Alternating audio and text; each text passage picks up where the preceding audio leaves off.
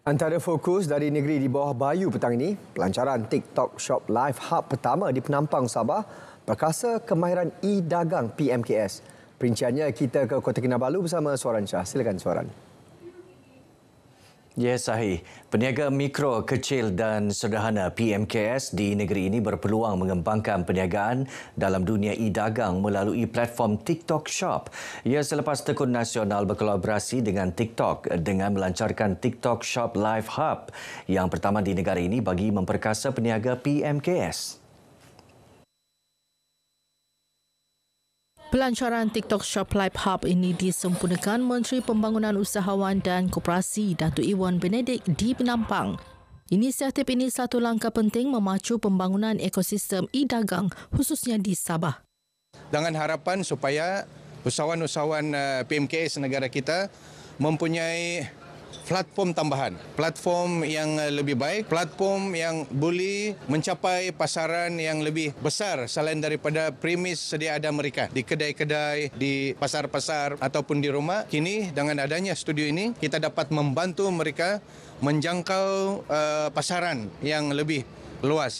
Tekun Nasional merancang mewujudkan 12 studio seumpama di seluruh negara tahun ini. Pengarah Kerjasama Strategik TikTok Shop Malaysia, Nur Azri Abdul Aziz berkata, pihaknya melabur hampir RM3 juta bagi membangun dan mengoperasikan TikTok Shop Live Hub ini. Tekun membantu dari segi fasiliti, kawasan dan juga mengumpulkan usahawan, dan TikTok Shop cover kos seperti pembinaan teknologi dan juga operasi untuk studio-studio itu jugalah. So kita punya bengkel tidak akan terhad kepada usahawan Tekun Nasional sahaja. Kita juga akan kepada seluruh sesiapa usahawan di Sabah yang ada produk dan mereka mahu belajar. Sejak Disember tahun lalu hingga Januari tahun ini, latihan TikTok Shop bagi usahawan di Sabah telah meningkatkan produk Sabah 8 kali ganda di platform TikTok Shop. Kerajaan negeri menyambut baik keputusan Kabinet Persekutuan menggugurkan garis panduan yang dicadangkan untuk umat Islam menghadiri acara bukan Islam.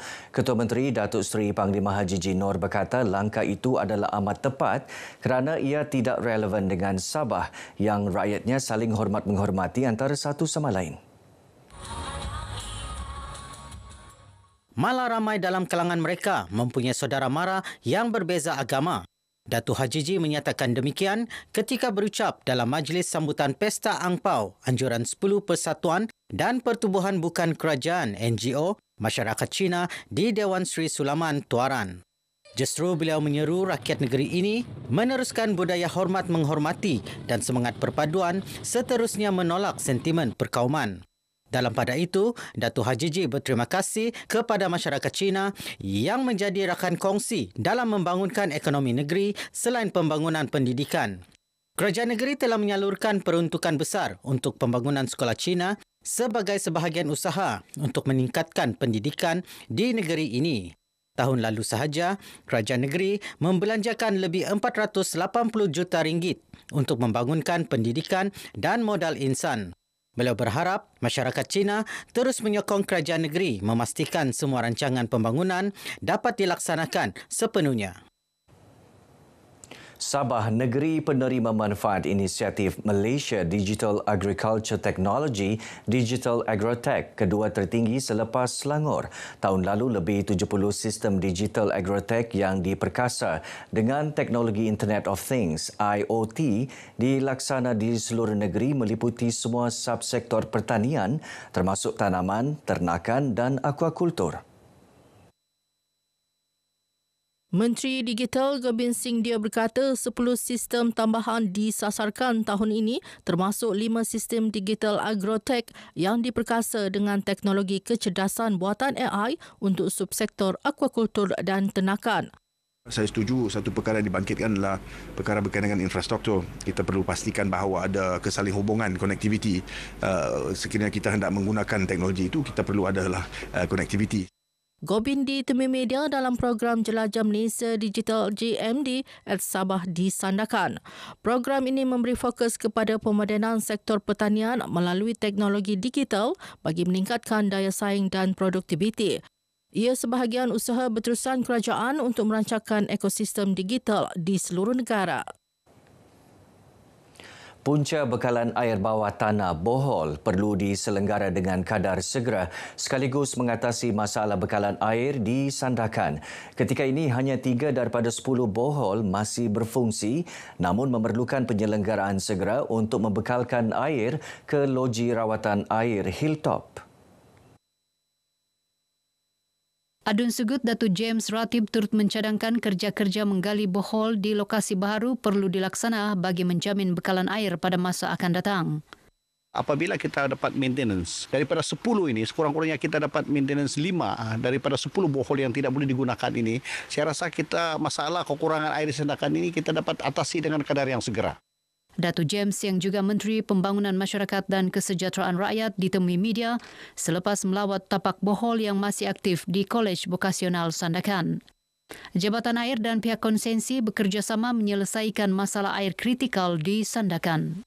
Bila kita jalan planning ini and then bila sudah jalan nanti, dia akan konsisten. Hari berapa dia datang air, dia akan buat pameran, iklan. Jadi itulah orang sana akan isi tangki mereka dengan konsisten.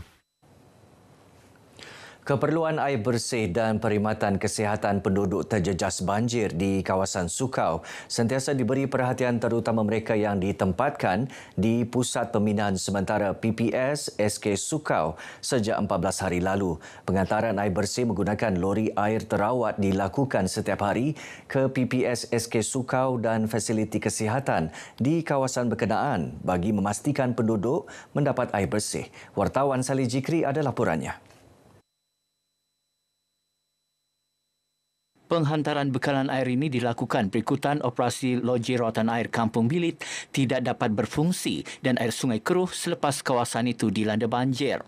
Kita punya masalah sekarang di sungai ni masalah kualiti air yang kita tidak boleh rawat buat masa inilah. Saya difahamkan pihak alam sekitar pun ada masuk hari ini untuk buat tinjauan di sungai untuk memastikan apa punca sebenarnya Kita masih merawat air sebab kita tidak boleh lepas air itu dalam keadaan yang kualiti yang agak teruk. Yahya menyatakan demikian selepas melakukan tinjauan pasca banjir ke PPS Sukau dan loji rawatan air Mukim Sukau di Kampung Bilit Kinabatangan. Pemantauan juga dilakukan pihak polis, Jabatan Perkhidmatan Kebajikan Amsabah JPKAS dan Jabatan Kesihatan bagi memastikan keselamatan, kebajikan dan kesihatan penduduk di PPS ini. Mereka akan menjaga di sini kiranya 24 jam APM akan berada di sini, begitu juga dengan polis dan juga rela. Jadi jika ada apa-apa berkenaan dengan isu keselamatan, mereka akan bagi tahulah dengan pihak-pihak kita.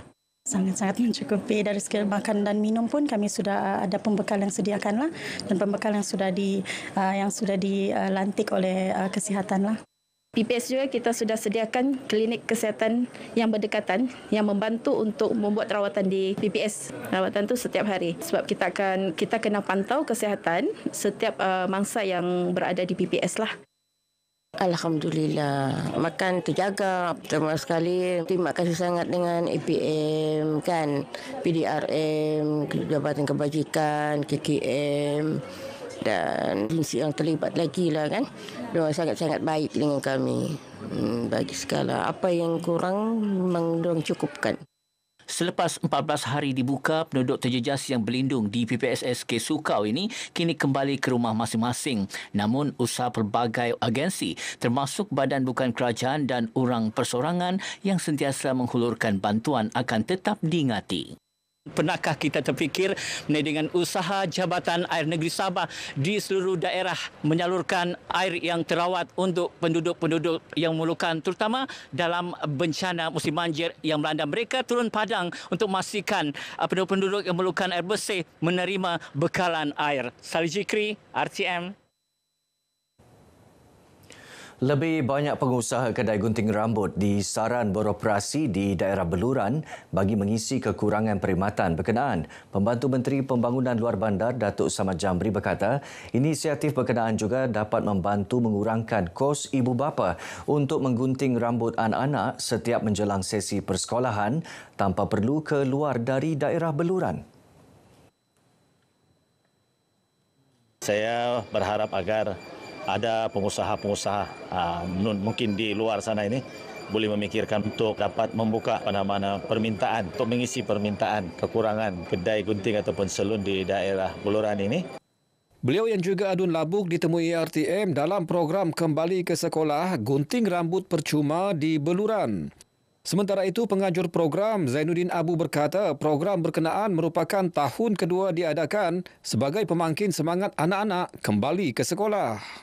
Program ini adalah satu membantu khususnya patut golongan para ibu bapa yang tidak mampu untuk mempersiapkan khususnya di dalam program gunting rambut ini kepada ibu bapa. Cadangan saya kalau boleh akan datang diadakan lagi lah sebab program begini memang baiklah untuk anak-anak. 100 kanak-kanak terlibat dalam program anjuran pertubuhan pendidikan anak-anak labuk Beluran dan pengusaha kedai gunting rambut daerah Beluran dengan kerjasama Pusat Khidmat Rakyat N49 Beluran. Baik, sekian perkongsian dari Negeri di Bawah Bayu. Terus ikuti berita wilayah untuk lebih banyak perkembangan semasa dalam negara. Kembali bersama Sahi dari sungai hingga segara, Palestin pasti merdeka. Silakan Sahi. Terima kasih Soran.